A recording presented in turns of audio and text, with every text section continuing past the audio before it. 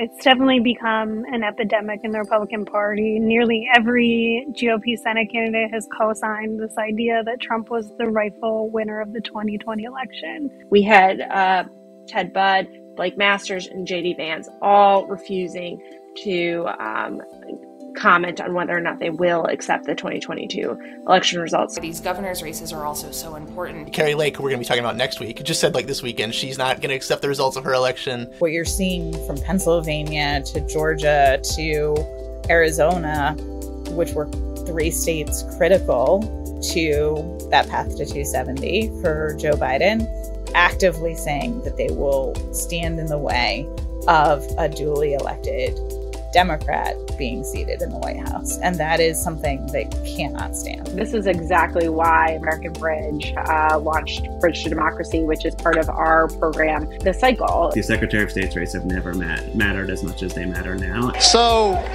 we have something in common. President Trump and I lost an election in 2020 because of a rigged election.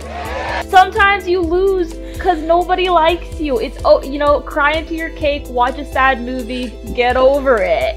Destroying democracy is not the way to process. Jim Marchant is the person sort of leading this coalition of what they call the America First Secretary of State coalition. And it's just all these people who, and we talked about it a little last week with Christina Caramo. She's part of a coalition of Republican Secretary of State candidates, all endorsed by Donald Trump, who have explicitly said that their role is not to defend the vote of people in their states, but to restrict it and to rig these elections and to do anything possible in order to make sure Donald Trump wins in 2024 and Republicans win up and down the ballot for years to come. I think it's really important for everyone to remember that Donald Trump tried to steal the 2020 election and he was not successful, but he did everything he could. He did it once, he would do it again, and the reason he failed is because he did not have allies in key areas of power. And if he gets, people in these areas of power, they will do everything they can, just like in 2020.